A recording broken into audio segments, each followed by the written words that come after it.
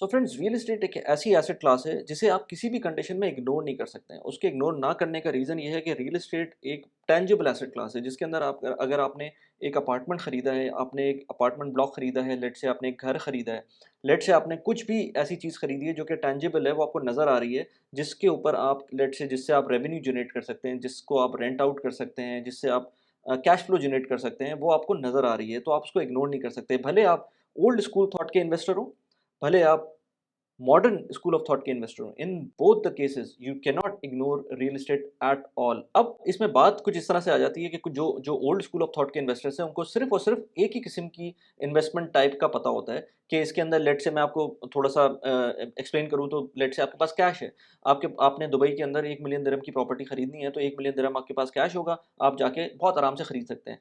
मैंने बहुत आराम से कह दिया, लेकिन ऑफ कोर्स इतना आराम से हो नहीं सकता। तो आपके पास 1 मिलियन दिरहम होना चाहिए, तब जाकर आप सबसे आराम से जाकर एक प्रॉपर्टी खरीद सकते हैं।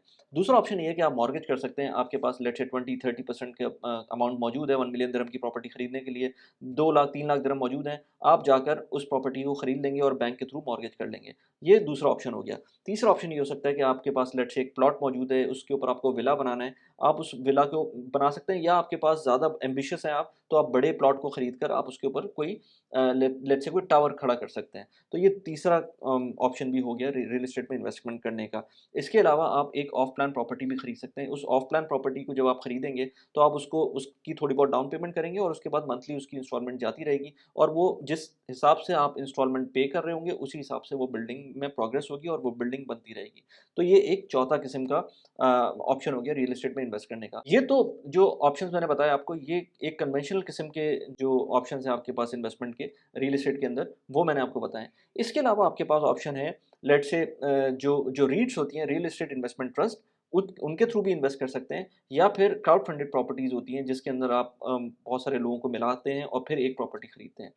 रीट्स और क्राउड फंडेड प्रॉपर्टीज़ के अंदर बहुत मेजर डिफरेंसेस होते हैं, लेकिन होते ये इलेक्ट्रॉनिक, आप समझ लें कि इलेक्ट्रॉनिकली आप चीज़ें कर रहे होते हैं, क्योंकि इसके अंदर आप फिज़िकली जाकर कोई प्रॉपर्टी नहीं खरीद रहे होते। ऑल्दो कि प्रॉपर्टी फिज़िकल होती है, लेकिन आप खुद जो जिस तरह से एक्ट कर रहे होते हैं, वो फिज़िकल नहीं होता है।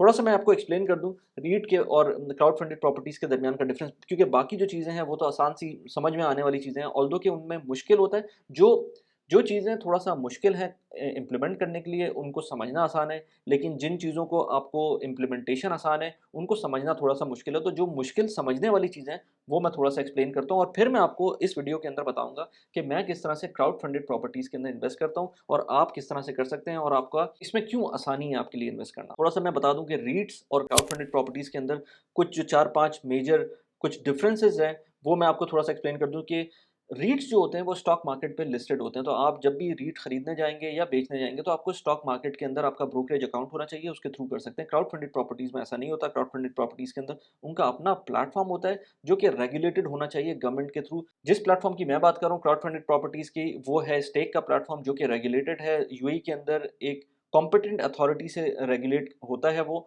और उसके थ्रू आप इन्वेस्टमेंट कर सकते हैं। उनके अपने प्लेटफ़ॉर्म पे इन्वेस्ट कर के थ्रू इन्वेस्ट कर सकते हैं, not through the brokerage account of your stock exchange.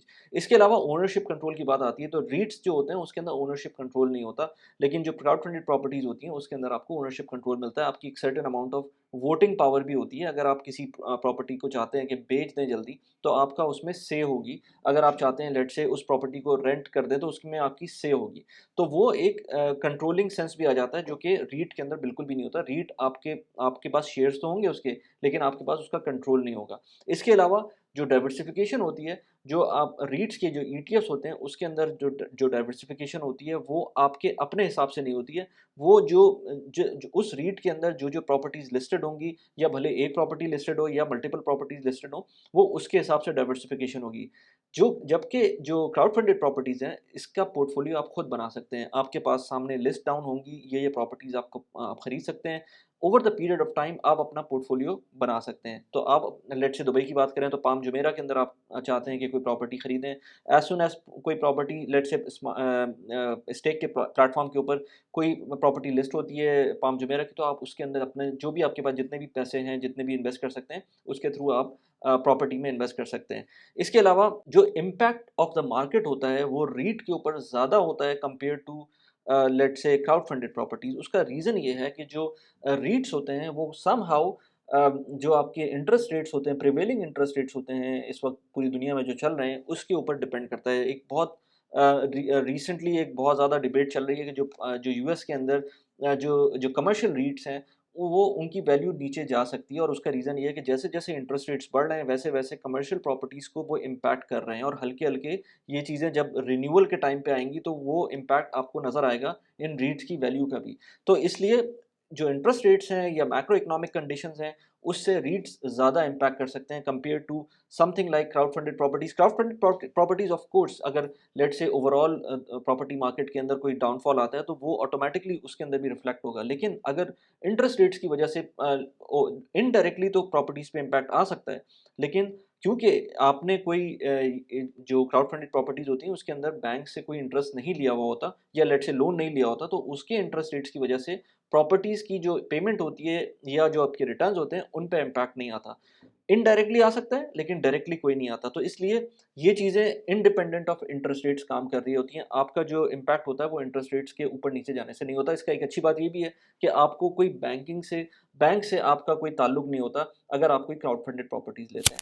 अब इसकी बात करें कि मैं क्योंकि मल्टीपल टाइम्स मैं वीडियोज़ भी बना चुका हूँ कि मैं प्रॉपर्टीज़ के अंदर इन्वेस्ट करता हूँ, और जो क्राउड फंडेड प्रॉपर्टीज़ होती हैं, उसके अंदर भी इन्वेस्ट करता हूँ, तो मैं डायरेक्टली स्टेक की ऐप के ऊपर ही चला जाता हूँ। इसके अंदर थोड़ा-सा मैं आपको एक्सप्लेन करता हूँ, मैं आपको लाइव ये भी दिखाऊँगा कि किस तरह से मैं अपना एक जो मुझे रिसेंटली एक रिटर्न मिला है, 170 दिरहम्स का रिटर्न है ओवरऑल पोर्टफोलियो का, उसके ऊपर मैं उसको ट्रांसफ़र करूँगा अपने बैंक में। बहुत ईज़िली, बहुत आसान सा प्रोसेस है, मेरे बैंक में पैसे आ जाएँगे। अच्छा, इससे मतलब बिफोर आई गो टुवर्ड्स ये इसकी ऐप के, आपको मैं ये भी बता दूँ कि अगर आप मेरे रेफ़रल कोड को यूज़ करते हैं, तो 250 दिरहम्स का आपको रेफ़रल बोनस मिलेगा, अगर आप मेरे रेफ़रल कोड को यूज़ करते हुए इसके अंदर इन्वेस्टमेंट करते हैं। इसके अंदर एक इम्पॉर्टेंट चीज़ ये है कि बहुत सारे लोग मुझे कहते हैं कि अक्सर उनको रेफ़रल बोनस नहीं मिलता है, तो रेफ़रल बोनस इसलिए नहीं मिलता है कि आप रेफ़रल कोड को यूज़ नहीं करते या रेफ़रल लिंक को यूज़ नहीं करते। तो मेक श्योर करें कि रेफ़रल लिंक को ज़रूर यूज़ करें बिफोर ओपनिंग द अकाउंट। अब चलते हैं इस ऐप की तरफ।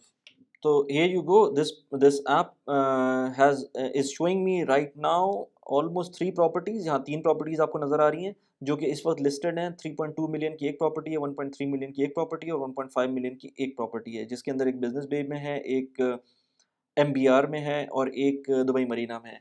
अच्छा, मैं आपको इसके अंदर अपना पोर्टफोलियो दिखाता हूँ। तो मेरा पोर्टफोलियो कुछ इस तरह का है इसके अंदर कि आपको अभी नज़र आएगा यहाँ पर 44 दिरहम्स का मेरे पास इस वक्त टोटल रिटर्न मौजूद है, और इसके अंदर मंथली लास्ट मंथ की जो इनकम आई है, 170 दिरहम्स की इनकम आई है।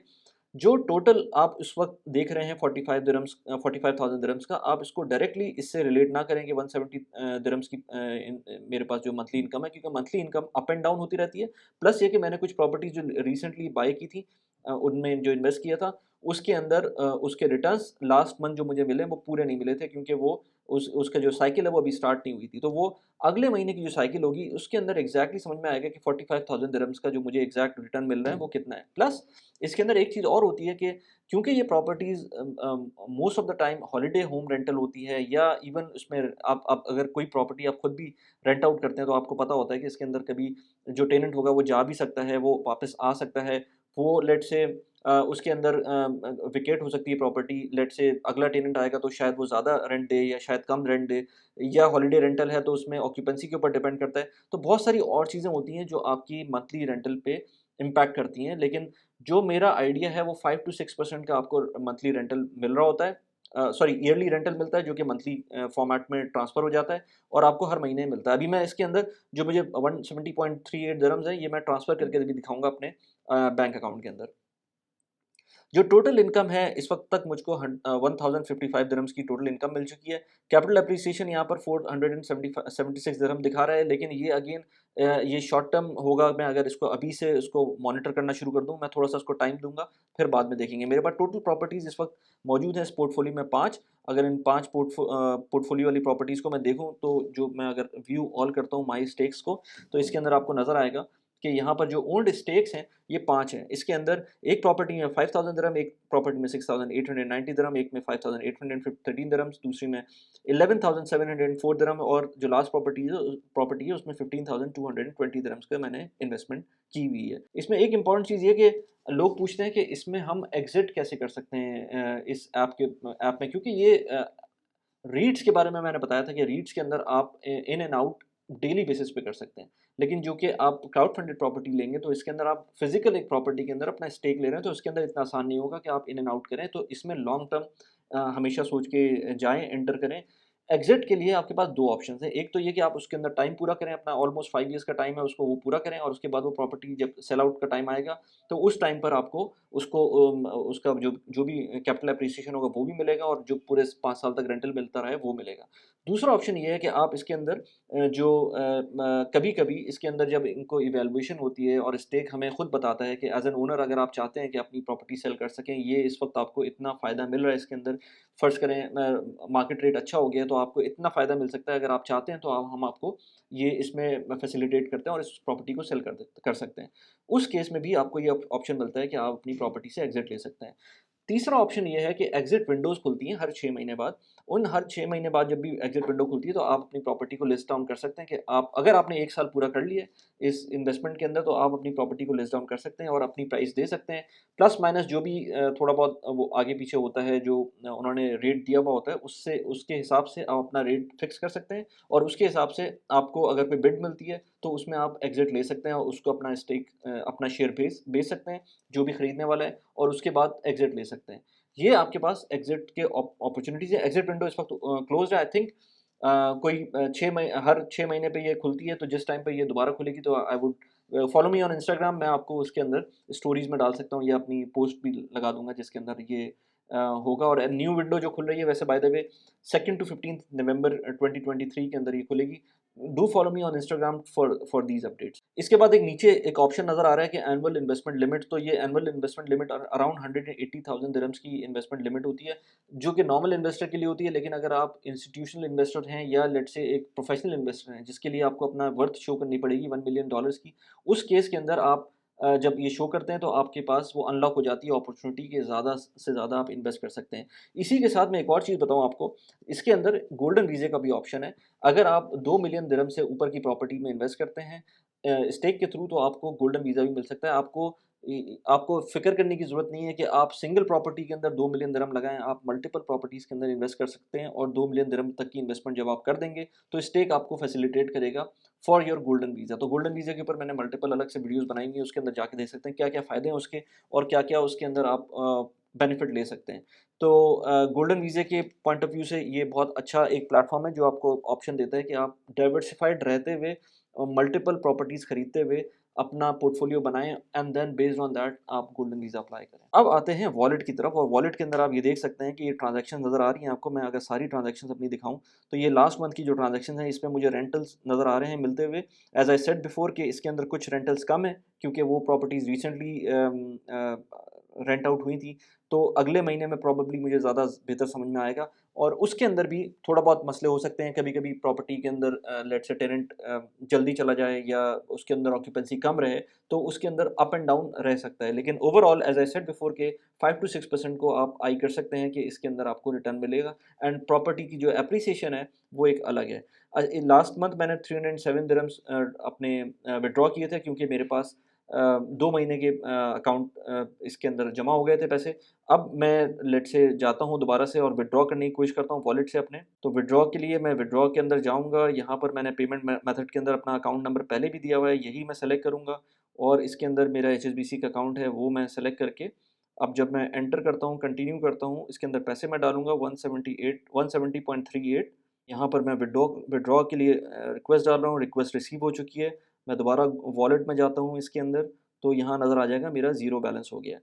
इसका मतलब है ये विथड्रॉल पेंडिंग आ गया है, यहाँ पर 1 से 2 दिन लगते हैं विथड्रॉ जब आप कर देते हैं तो आपको पैसे मिलने में। तो ये बहुत ईज़ी वे में, और इन्हीं पैसों को अगर मैं चाहूँ तो दोबारा से रीइन्वेस्ट कर सकता हूँ।